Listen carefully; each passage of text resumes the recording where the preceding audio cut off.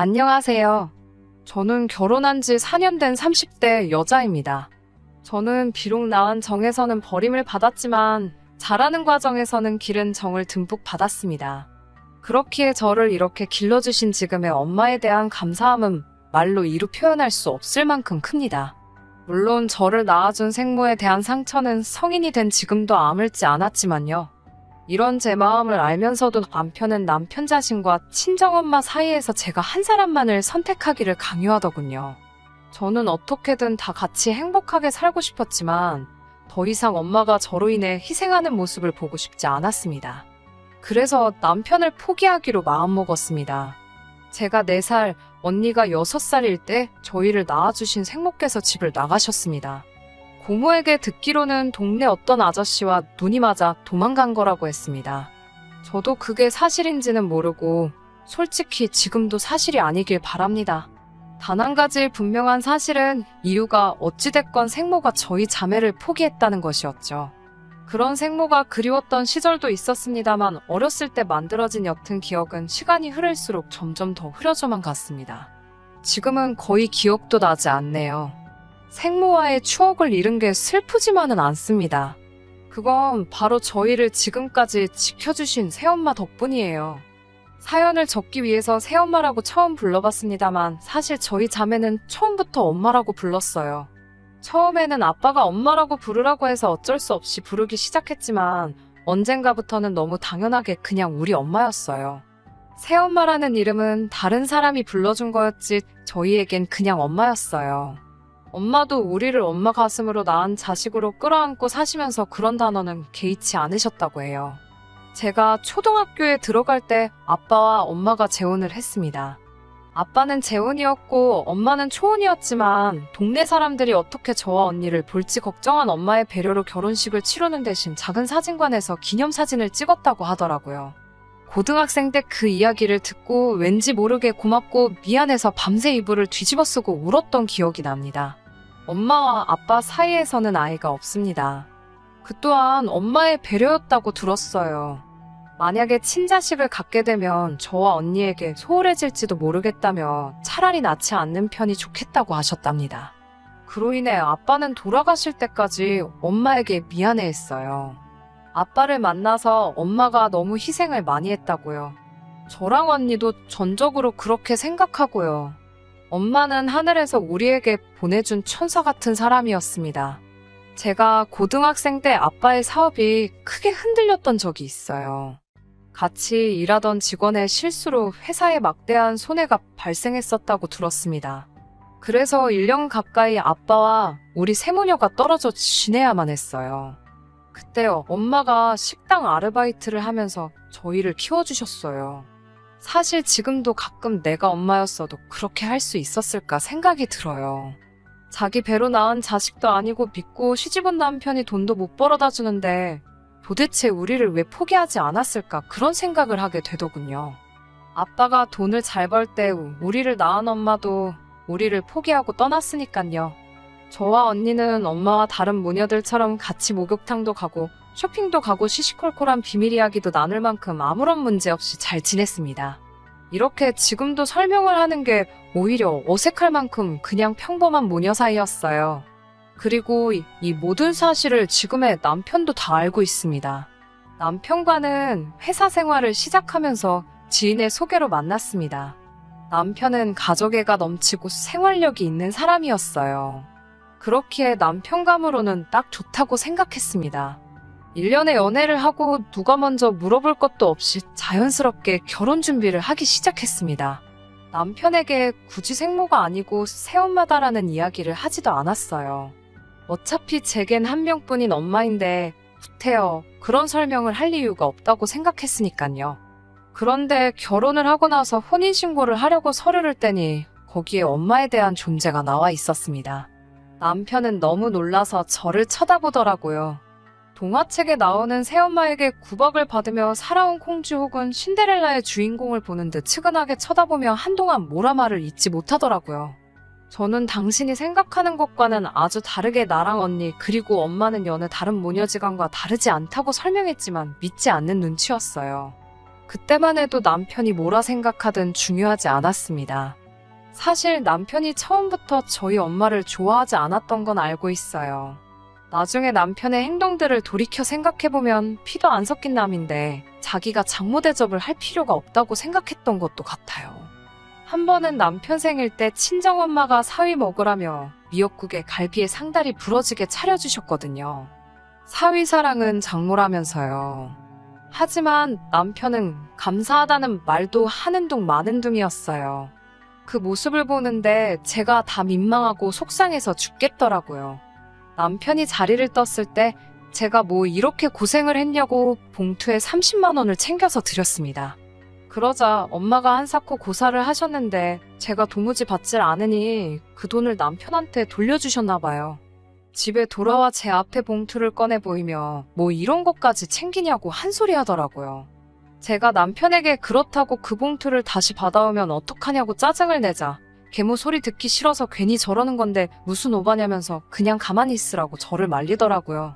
그러다 결혼 생활 3년 차가 되던 무렵 아빠가 돌아가셨습니다. 생각지도 못한 사고로 한순간에 돌아가셨어요. 언니랑 제가 사망신고를 했고 부모님이 거주하시던 집과 아버지 차 그리고 저희 모녀 앞으로 나온 6억의 사망보험금까지 모두 엄마가 관리하기로 했어요. 저나 언니 사이에 아무런 이견과 잡음 없이 너무 자연스럽고 당연하게 정리가 되었어요. 형부도 처가 재산이니 저희더러 알아서 하라며 아무 간섭도 하지 않았고요. 그런데 저희 남편 혼자서 눈에 쌍심지를 켜고 난리더라고요. 언니와 저에게 한다는 말이 자식들도 권리가 있다는 둥 가만히 있다가 나중에 엄한 사람한테 다 뺏긴다는 소리를 하면서요. 6억이면 우리 전세로 옮길 수도 있고 어디다 투자도 할 수 있는데 왜 바보같이 그걸 엄마한테 맡기냐면서 저한테 법무사한테라도 조언을 구해보라며 사람을 달달 볶더라고요. 듣다 못한 제가 그래서 지금 하고 싶은 이야기가 뭐냐고 엄마가 아직 젊으신데 벌써 재산을 나누라는 거냐며 제가 화를 내자 저더러 세상 물정을 하나도 모른다면서 그러다 큰 코 다친다고 혀까지 차더라고요. 그 이후에도 남편은 재산 명의를 얼른 당신 명의로 돌려야 한다고 하질 않나. 다 뺏길지도 모른다며 저더러 천하태평이라고 하질 않나. 혼자 뭐가 그리 걱정인지 난리도 그런 난리가 없더라고요. 그리고 남편의 그런 모습을 계속 보고 있으니 조금씩 남편에 대한 정이 떨어지기 시작했어요. 그래도 이혼까지는 생각하지 않았습니다. 그때만 해도 그냥 남편하고 엄마 사이에서 내가 어떻게 해야 좋을까라는 고민이 대부분이었어요. 다른 사람들 보면 딸이랑 사위가 엄마를 모시고 여기저기 놀러도 다니고 사위가 아들 노릇 해주는 집도 있더라고요. 남편한테 아들 노릇까지는 바라지도 않았지만 적어도 장모님으로서 존경하고 대해주길 바랬거든요. 그러다 이번에 도저히 견딜 수 없는 사건이 있었습니다. 얼마 전 엄마의 생신이었어요. 아빠가 돌아가신 뒤 처음 돌아온 엄마의 생신이었기 때문에 언니랑 저는 멋진 곳에서 식사를 대접하고 싶었어요. 그래야 아빠의 빈자리가 좀 덜 느껴질 것 같았거든요. 다행히 평소라면 예약하기 힘들었을 호텔 레스토랑에 운이 좋게 자리를 잡을 수 있었습니다. 엄마는 뭐 이렇게 비싼 걸 먹냐면서 저희한테 얼른 취소하라고 하셨지만 언니랑 저는 진작에 이런 곳도 같이 다니고 했으면 좋았을 텐데 후회가 되더라고요. 그렇게 레스토랑에 모여 코스 메뉴를 시키고 와인도 한 병 시켰더니 돈이 제법 나왔습니다. 형부가 내겠다고 하는 걸 제가 내겠다고 우겨서 제가 결제를 했습니다. 사실 언니와 형부는 둘이서 작은 쇼핑몰을 운영하고 있는데 그게 요새 제법 매출이 늘었다고 들었어요. 그래서인지 요새 둘이서 엄마한테 이것저것 선물도 자주 해주고 모시고 식사도 많이 다니고 하더라고요. 저도 자식인데 그렇게 못해드려서 죄송한 마음이 컸기에 이번만큼은 제가 내고 싶었습니다. 그런데 남편이 집에 와서는 돈 벌어서 엉뚱한 데다 쓰고 있다면서 앞으로 처형내일 아니면 자기를 부르지 말라고 하더군요. 저희 엄마랑 뭐 해야 하는 일이 있으면 처형내가 하게 두라고요. 자기는 피 같은 자기 돈 엄한 곳에 쓰기 싫다면서요. 그런데 저희는 맞벌이거든요. 그리고 엄밀히 말하면 제가 얼마 전 승진을 하면서 남편보다 수입도 많아졌거든요. 그런데도 돈 쓰는 일만 생기면 마치 제가 자기 돈을 가져다 쓰는 것 마냥 말을 하더라고요. 이번만큼은 도무지 그냥 넘어갈 수가 없어서 당신이 돈을 벌어오면 얼마나 벌어온다고 그런 소리를 하냐고 제가 따져 물었습니다. 제가 남편에게 돈 얘기에 관해서 그런 식으로 되받아친 건 거의 처음이었어요. 그래서인지 남편이 적잖이 당황한 듯 했습니다. 그런 남편의 모습을 보고 제가 당신이 도대체 한 달에 벌어다 주면 얼마나 벌어다 주는데 그렇게 유세냐고 계속해서 써붙였어요. 그러니까 남편이 저더러 그래 네 돈으로 많이 해드려라. 그러다 뒤통수 맞고 도와달라 소리나 하지 마라고 하더라고요. 순간 뭐 저런 자식이 다 있나 싶어서 뒤통수 한 대 후려치고 싶은 마음이 들었습니다.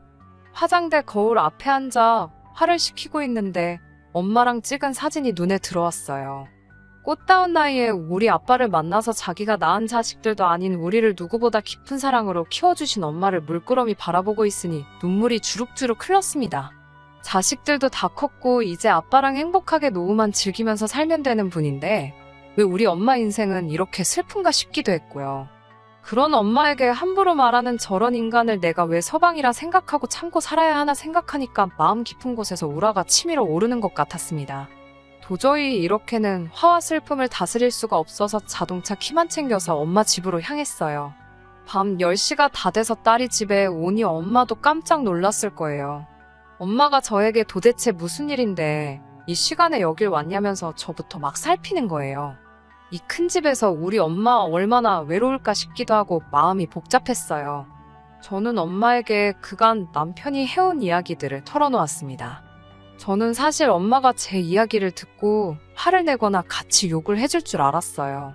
그런데 엄마가 다 들으시더니 갑자기 저한테 너무 미안하다면서 엄마가 생각이 짧았다고 오히려 사과를 하시는 거예요. 그러더니 언니와 저에게 미리 유산을 나눠줬어야 되는데 엄마 때문에 괜히 부부싸움이나 하게 해서 정말 미안하다고 몇 번이고 저에게 사과를 하시더라고요. 엄마는 행여 본인 때문에 저희 부부가 이혼이라도 하게 될까 안절부절 계속 제 걱정을 하고 계셨습니다. 그러면서 필요하면 엄마가 제 남편을 만나서 다 사과하고 대신 설명을 하면 되겠냐고 하시는 거예요.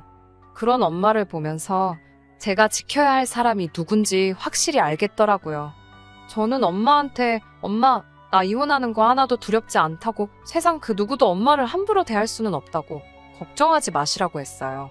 그리고 엄마한테 나를 이렇게 키워줘서 너무 고맙다고 했어요. 그러자 부모가 자식을 키우는 건 당연한 일인데 왜 그런 걸 고마워하냐고 하시는 거예요. 하지만 엄마랑 저는 결국 서로 부둥켜 안고 한참을 울었습니다. 눈이 퉁퉁 부은 채로 집에 오니 남편이 저를 어이없다는 듯이 쳐다보더라고요. 그래서 제가 내가 곰곰이 생각해봤는데 당신이 우리 엄마를 싫어하는 건 확실히 알겠더라고 말했어요. 그러자 남편이 저더러 자기가 말이 심했으면 미안하지만 엄연히 너를 키워주신 그분은 피 한 방울 안 섞인 남이라면서 지금이라도 빨리 필요한 법적 절차가 있으면 밟으라고 하더라고요. 저는 남편에게 하지만 당신도 나랑 피 한 방울 안 섞인 남이잖아라고 물었습니다. 그러자 남편이 어떻게 자기랑 저희 엄마랑 같냐는 거예요. 자기는 남편이고 저희 엄마는 그냥 생모 대신 저희를 키워준 사람일 뿐이라면서요. 그래서 아무리 생각해봐도 고작 몇 년 같이 한 당신이 우리 엄마를 그렇게 모욕하는 건 말이 안 된다고. 지금이라도 우리 엄마랑 나한테 진심으로 사과하면 이혼은 하지 않겠다고 했어요. 그러자 남편은 오히려 저더러 제정신이냐면서 자기는 진심으로 저를 걱정해서 하는 말인데 머리가 어떻게 된 거 아니냐고. 너 키워준 사람이 너한테 그렇게 말하랬냐면서 너네 계모가 너네 아버지 재산 독차지하려고 진짜 엄마인 척 너를 세뇌한 거라고 말하며 자기가 당장 가서 가만 안 두겠다고 그러더라고요. 그때 형부와 언니가 저희 집에 찾아왔어요. 엄마 집에서 나오면서 언니에게도 전화해 그동안 남편이 했던 막말들을 다 전했거든요. 현관을 열자 형부가 대뜸 저희 남편한테 싸가지 없는 자식이 우리 장모님을 그딴 식으로 생각했단 말이냐며 바로 남편을 주먹으로 날렸습니다. 그러자 놀란 언니가 여보 그만하라며 형부를 막아섰어요. 저는 남편에게 우리 이혼하자고 알다시피 당신이나 나나 각자 벌어서 공동으로 생활했고 이 집은 어차피 월세였으니까 나눌 재산도 없으니 그냥 깔끔하게 갈라서 자고 했습니다. 남편은 그제서야 자기가 말이 심했던 것 같다고 하지만 정말 저를 생각해서 한 말이라고 다시 생각해보라고 하더군요. 하지만 저는 그 말을 믿지 않았어요. 남편이 오로지 엄마가 가진 재산이 탐나서 저와 엄마 사이를 이간질한다는 생각밖에 안 들더라고요. 다행히도 형부랑 언니가 옆에 있어줘서 저는 제 집만 챙겨서 엄마 집으로 갔습니다. 형부는 행여나 처제 쫓아가고 그러면 가만 안 둔다고 엄포를 놨어요. 엄마는 이 모든 일이 자기 때문인 거냐며 다시 눈물을 흘리셨습니다. 자식 앞에 걸림돌이 된 것 같다며 몇 번이고 미안하다는 엄마를 보니 가슴이 찢어질 것 같았습니다.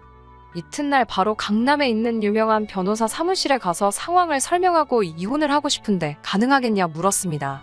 다행히 두 변호사를 만났는데 모두 귀책 사유가 남편한테 있기 때문에 위자료까지 청구할 수 있다고 하더라고요. 남편한테 합의 이혼하면 위자료는 안 줘도 되지만 만약에 소송까지 가면 내가 지옥에 가는 한이 있어도 당신한테 위자료 받아낼 거라고 문자를 보냈습니다. 남편은 저더러 왜 자기를 못 믿냐며 이제는 감정에 호소하더군요. 하지만 제가 아무리 남편을 사랑했다고 해도 남편이 저를 사랑했다고 해도 엄마가 저에게 준 사랑에 비할 수 있겠나요? 그렇게 결국 저와 남편은 합의 이혼을 했고 저는 지금 엄마와 함께 살고 있습니다. 엄마는 지금도 가끔 저에게 후회하지 않냐고 물으시지만 제 대답은 한결같아요. 엄마를 만난 건 제 인생에서 가장 큰 행운이고 이제 제가 엄마를 지켜드릴 거라고요. 끝까지 들어주셔서 감사합니다. 오늘의 사연은 여기까지입니다. 구독과 좋아요, 알람 설정 부탁드리고 더 좋은 사연으로 다시 찾아뵙겠습니다. 감사합니다.